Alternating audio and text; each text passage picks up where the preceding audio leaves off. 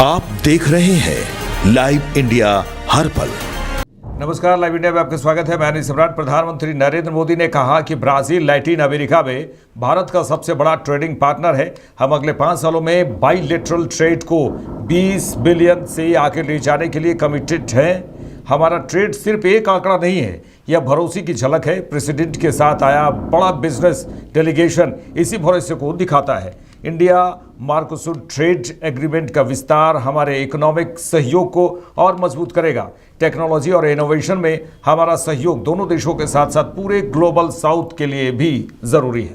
हर क्षेत्र में shared purpose और शेयर्ड एस्पिरेशन से आगे बढ़ने पर विचार विमर्श किया है।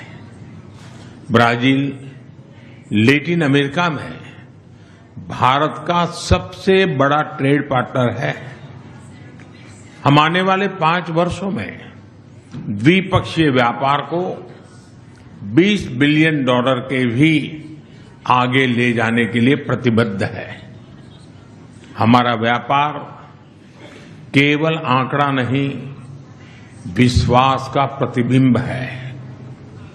राष्ट्रपति जी के साथ आया बड़ा बिजनेस डेलीगेशन इसी विश्वास को दिखाता है। भारत मर्कोसुर ट्रेड समझौते के विस्तार से हमारा आर्थिक सहयोग और सुदृढ़ होगा। टेक्नोलॉजी और इनोवेशन के क्षेत्र में हमारा सहयोग दोनों देशों के साथ साथ पूरे ग्लोबल साउथ के लिए महत्व रखता है। मुझे खुशी है कि हम ब्राजील में डिजिटल पब्लिक इंफ्रास्ट्रक्चर के लिए सेंटर ऑफ एक्सीलेंस बनाने पर काम कर रहे हैं। Artificial intelligence, super computer, semiconductors और ब्लॉकचेन जैसे क्षेत्रों में अपने सहयोग को भी हम प्राथमिकता दे रहे हैं। हम दोनों देश मानते हैं कि technology must be inclusive and it must become a bridge for shared progress. ऊर्जा सहयोग हमारे संबंधों का एक मजबूत स्तंभ रहा है। हाइड्रोकार्बन के साथ साथ हम renewable energy, ethanol blending, sustainable aviation fuel ऐसे अनेक क्षेत्रों में भी सहयोग को और अधिक गति दे रहे हैं। ग्लोबल बायोफ्यूल अलायंस में ब्राजील की सक्रिय भागीदारी ग्रीन फ्यूचर के प्रति हमारे साझा संकल्प को दर्शाती है। ब्राजील ने coalition for disaster resilient infrastructure की सह अध्यक्षता का भी प्रस्ताव रखा है। मैं इस पहल के लिए राष्ट्रपति लूला का अभिनंदन करता हूं। इस क्षेत्र में ब्राजील का व्यापक अनुभव सीडीआरआई को और सशक्त बनाने में महत्वपूर्ण योगदान देगा। बीजेपी सांसद अनुराग ठाकुर ने कहा कि कांग्रेस ने राजनीति नहीं बल्कि राष्ट्र विरोध काम किया है। इन्होंने लोकतंत्र के नियमों का उल्लंघन किया। ये मोदी विरोधी हैं या अब भारत विरोधी ही हो गए हैं। कांग्रेस अंतर्राष्ट्रीय मंच पर भारत को बदनाम कर रही है। यह किस तरह की राजनीति है? राहुल गांधी मोदी का विरोध करते करते भारत का विरोध करने लगे। कांग्रेस ने राजनीतिक विरोध नहीं, राष्ट्र विरोध किया है। प्रधानमंत्री जी के खिलाफ अभद्र नारे लगाए। लोकतंत्र के जो नियम है उनका उल्लंघन किया और यही नहीं, मर्यादाओं को तार तार किया है। क्या विकास विरोधी हैं? तकनीक विरोधी हैं? क्या मोदी विरोधी है? भारत विरोधी ही अब हो गए। भारत की अर्थव्यवस्था जो दुनिया की सबसे तेजी से बढ़ने वाली अर्थव्यवस्था है, उसको डेड इकोनॉमी बोलते हैं। आर्टिफिशियल इंटेलिजेंस में भारत ने और जो टेक्नोलॉजी में काम किया, आज दुनिया भर के राष्ट्रपति, प्रधानमंत्री, टेक्नोलॉजी लीडर्स ने कहा कि भारत ने शानदार काम किया।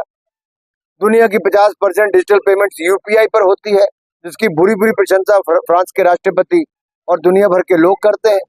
लेकिन कांग्रेस कपड़े उतारकर अंतर्राष्ट्रीय मंच पर भारत को बदनाम करती है, जग हंसाई करवाती है। ये किस तरह की राजनीति? क्या वो भारत में निवेश नहीं चाहते? क्या भारत के युवाओं के लिए रोजगार नहीं चाहते? क्या भारत के युवाओं के लिए आर्टिफिशियल इंटेलिजेंस के क्षेत्र में नए आयाम स्थापित हो वो नहीं चाहते? राहुल गांधी जी मोदी जी का विरोध करते करते भारत का विरोध करने लगे, मोदी जी का नुकसान करते करते भारत का नुकसान करने लगे। भाजपा को नीचा दिखाते दिखाते भारत को नीचा दिखाने का काम राहुल गांधी कर रहे हैं और राहुल गांधी जी को अब देश से माफी मांगनी चाहिए। इतनी ओछी और तुच्छ राजनीति जो यहाँ पे की गई वो शर्मसार है। आरएलएम प्रमुख उपेंद्र कुशवाहा ने कहा कि दिल्ली में कांग्रेस द्वारा किया गया विरोध प्रदर्शन पूरे देश का अपमान है। सारी दुनिया के सामने प्रधानमंत्री नरेंद्र मोदी देश की प्रतिष्ठा बढ़ा रहे हैं और कांग्रेस के लोग ऐसे प्रदर्शन कर रहे हैं। यह सारे देश का अपमान है, उन्हें देश से माफी मांगनी चाहिए। देखिए, कांग्रेस का जो प्रदर्शन दिल्ली में हुआ है एक तरह से कहिए पूरे देश का अपमान है। पूरी दुनिया के लोगों को इकट्ठा करके और हमारे प्रधानमंत्री जी देश की प्रतिष्ठा बढ़ा रहे हैं। आगे आने वाले दिनों में जो चुनौती है उस चुनौती का सामना हम कैसे करेंगे, विश्व के साथ मिल करके हमारे युवा कैसे एआई का इस्तेमाल करके हर तरह से देश को उस स्तर पर ले जाएंगे जिस स्तर पे जाना चाहिए। तो जहां प्रधानमंत्री जी इस कोशिश में लगे हुए हैं, नई टेक्नोलॉजी को ला रहे हैं और कांग्रेस के लोग जिस रूप में प्रदर्शन कर रहे हैं, पूरे देश का अपमान है। इस अपमान के लिए कांग्रेस के नेताओं को माफी देश से मांगनी चाहिए। आज राहुल गांधी का पुतला दहन किया जा रहा है सेंट्रल बीजेपी के द्वारा। स्वाभाविक रूप से जिस तरह का काम कांग्रेस के लोगों ने किया है दिल्ली में, तो उनका विरोध तो हर स्तर पे होना ही चाहिए। सर, आज आपका पार्टी का स्थापना दिवस था सर? हाँ, पार्टी का स्थापना दिवस है आज। आज से सदस्यता अभियान की शुरुआत हुई है और पूरे बिहार में पार्टी के संगठन को गांव-गांव तक पहुंचाना है, लोगों को सदस्य बना करके संगठन का विस्तार करना है। तो बिहार से राज्यसभा की 5 सीटें मिल रही है सर, क्या आपकी भी पार्टी से कुछ उम्मीद है? नहीं, इसमें तो एनडीए हम सब लोग मिलकर तय करेंगे, फिर बताएंगे। चलिए आगे बढ़ेंगे। कांग्रेस नेता प्रमोद तिवारी ने यूएस टैरिफ पर यूएस सुप्रीम कोर्ट के आदेश पर कहा कि मैं अमेरिका के सुप्रीम कोर्ट के इस निर्णय का सम्मान करता हूं और कहना चाहता हूं कि जो टैरिफ लगाया गया वह गलत था। अमेरिकी राष्ट्रपति को अधिकार नहीं था। मैं मांग करता हूं कि अमेरिका में इसे वापस करना चाहिए। डोनाल्ड ट्रंप यह भी उन्होंने कहा कि टैरिफ से अमेरिका को फायदा होगा। कांग्रेस इसका विरोध करती है। अमेरिका की तिजोरी में जो किसान छोटे व्यापारियों का हित रखा गया है, हम इसका विरोध करते हैं। अमेरिका के सुप्रीम कोर्ट के इस निर्णय का सम्मान करता हूं, इसका स्वागत करता हूं और कहना चाहता हूं कि जो टैरिफ लगाया गया था ये गलत था। अमेरिकन राष्ट्रपति को अधिकार नहीं था। बिना कांग्रेस के समर्थन के पूर्व में आप लगा दें। मैं तो अब ये मांग करता हूं कि अमेरिका को जो लगाया था, जो वसूली की है, उस सबको वापस करनी चाहिए। दूसरी चीज, एक बार फिर मोदी जी की असलियत सामने आ गई। ट्रंप ने कह दिया कि हमने 11 विमान जब वहां गिर गए तो रोका और ये भी कह दिया कि टैरिफ से अमेरिका को फायदा होगा क्योंकि हमको टैक्स नहीं देना पड़ेगा, उधर से टैक्स नहीं देना, उधर हिंदुस्तान अगर आएगा तो उसे टैक्स देना पड़ेगा, तो हमारा तो फायदा है। इंडो अमेरिकन डील जो हुई है, तो ट्रंप ने तो पूरी पोल खोल के मोदी सरकार की रख दी, पर कांग्रेस इसका विरोध करती है। अमेरिका की तिजोरी में जो किसान का हित और छोटे व्यापारियों को रखा गया है, हम उसके प्रबल विरोध। शिवसेना नेता शायना एनसी ने कहा कि 2024 के चुनाव में एक नेता ने मुझे आयातित माल बुलाया। कोई भी काम पर प्रश्न उठा सकता है, लेकिन किसी भी महिला के लिए इस तरह के शब्द का उपयोग करना यह आपकी पुरुष प्रधान मानसिकता दिखाता है। उन्होंने कहा कि इसलिए मैं यहाँ अपने हर महिला के हक के लिए लड़ रही हूँ। यूथ कांग्रेस के विरोध पर उन्होंने कहा कि यह समिट पर भारत को अंतर्राष्ट्रीय स्तर पर चाहे डेटा हो, कृषि हो, क्लीन एनर्जी हो, वहाँ भारतीय नागरिक युवाओं को फायदा हुआ है। लेकिन कांग्रेस पार्टी का दिवालियापन यहाँ दिखता है। भारत जब चौथे नंबर की अर्थव्यवस्था बन रही है तो उन्हें आपत्ति हो रही है। 2024 के इलेक्शंस में एक नेता है जिन्होंने मुझे इम्पोर्टेड माल बुलाया। आज अब 20 साल के राजनीतिक कार्यकाल में कोई भी काम के ऊपर सवाल प्रश्न चिन्ह उठा सकते हैं, लेकिन कोई भी महिला को माल बुलाना, इम्पोर्टेड आइटम बुलाना, ये आपकी मनस्थिति और आपकी जो पुरुष प्रधान मानसिकता है, वहाँ मिसोजिनी दिखाई देती है। तो मैं यहाँ हक के लिए लड़ रही हूँ, हर एक मुंबईकर के लिए लड़ रही हूँ, हर एक महिला के लिए। और मैं चाहती हूँ कि सिर्फ माफ़ी पे नहीं, उनको पता चले कि जब ऐसे गलत शब्दों का इस्तेमाल किया जाता है कोई भी महिला के लिए तो ये आपत्तिजनक है। इंडिया यूथ कांग्रेस ने जो है एआई इम्पैक्ट समिट में जो है शर्टलेस प्रोटेस्ट किया है, क्या कहना चाहेंगे? एआई समिट ने भारत को अंतर्राष्ट्रीय स्तर पे ग्लोबल लेवल पे, ये युवा हो, क्लीन एनर्जी हो, डिफेंस हो, डेटा हो, सभी सेक्टर्स, कृषि हो, वहाँ भारतीय नागरिक और इंडस्ट्री को फ़ायदा हुआ है, वहाँ युवाओं को फ़ायदा हुआ है। लेकिन ये डिफंक्ट लफंगा पार्टी जो कांग्रेस पार्टी अपने आप को कहलाती है, वो सिर्फ बैंकरप्ट है वहाँ दिखाई देते हैं। Shem Shem Shem Congress party के ऊपर शेम, क्योंकि एक तरफ आप आपके टी शर्ट उतारते हैं, दूसरे तरफ आप ऐसे ब्रेनलेस कमेंट्स जहां आप कहते हैं कि प्रधानमंत्री कॉम्प्रोमाइज़ हैं। कॉम्प्रोमाइज़ तो खैर आप हैं।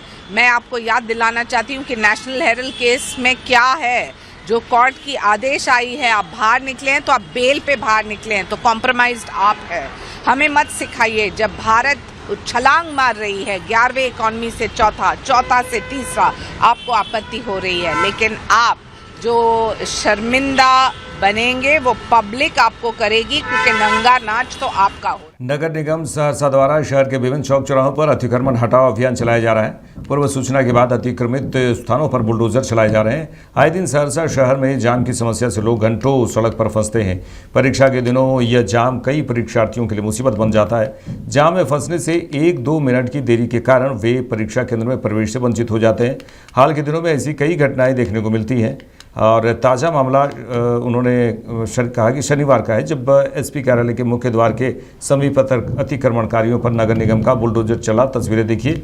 इससे पहले कचहरी चौक से भी अतिक्रमण हटाया गया था। इस मौके पर नगर आयुक्त प्रभात कुमार झा ने कहा कि पिछले कई दिनों से सहरसा नगर निगम अतिक्रमण हटाओ अभियान चला रहा है। शहरवासियों को बेहतर सुविधा देने के लिए लगातार कार्य जारी है। किसी भी हाल में चौक चौराहों पर अतिक्रमण बर्दाश्त नहीं किया जाएगा। आगामी दिनों में भी बड़े पैमाने पर यह अभियान चलाया जाएगा।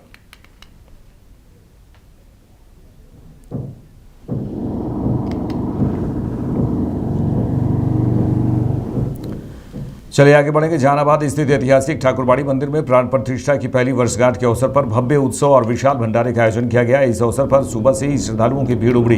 विधि विधान के साथ पूजा अर्चना की गई। उसके बाद देर तक भंडारा चलता रहा, जिसमें सैकड़ों श्रद्धालुओं ने प्रसाद ग्रहण किया। स्थानीय लोगों के अनुसार यह मंदिर सैकड़ों वर्ष पुराना है। कई श्रद्धालुओं का दावा है कि मंदिर का इतिहास लगभग 500 वर्षों से जुड़ा हुआ है। मंदिर में स्थापित पंचमुखी शिवलिंग इसकी विशेष पहचान है, जो बेहद दुर्लभ मानी जाती है। इसके साथ ही यहाँ सूर्य देव की प्रतिमा, श्री राम, सीता, लक्ष्मण और भगवान गणेश की मूर्ति भी स्थापित है। श्रद्धालुओं का कहना है कि जो भी भक्त सच्चे मन से यहाँ प्रार्थना करते हैं, उसकी मनोकामनाएं अवश्य पूर्ण होती हैं।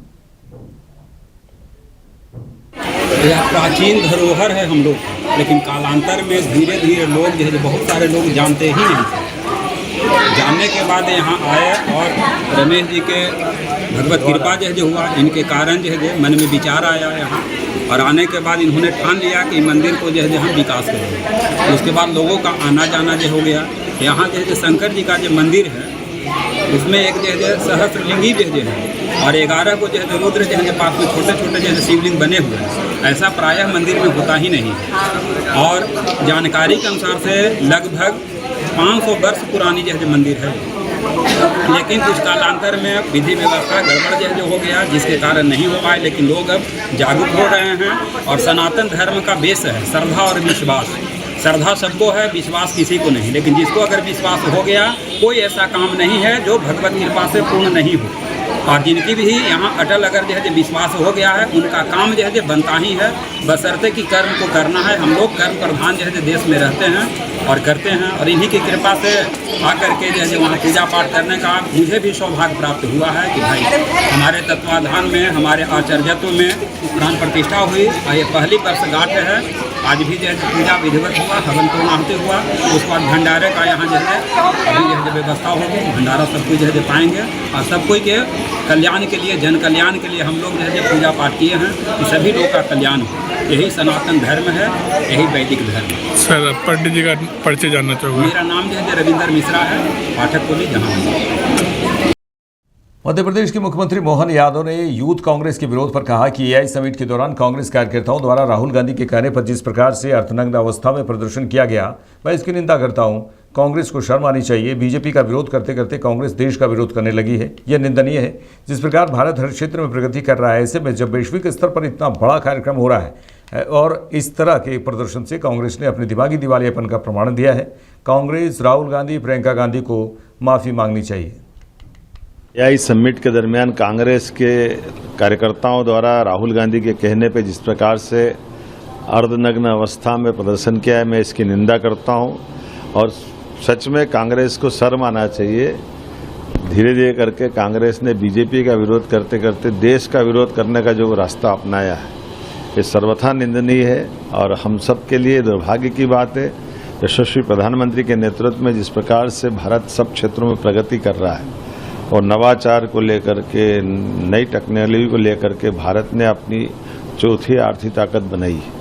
ऐसे समय में जब एआई का एक बड़ा अंतर्राष्ट्रीय स्तर का कार्यक्रम हो रहा है, इस कार्यक्रम में जिस प्रकार से कुत्सित मानसिकता के आधार पर कांग्रेस ने प्रदर्शन करा करके अपने दिमागी दिवालियापन का राहुल गांधी ने जो प्रमाण दिया है, ये घोर निंदनीय है।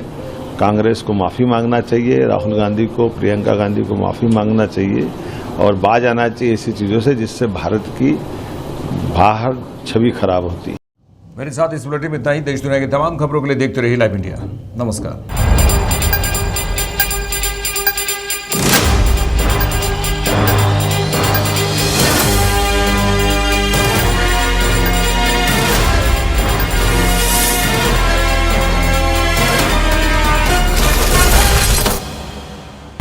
आप देख रहे हैं लाइव इंडिया हर पल।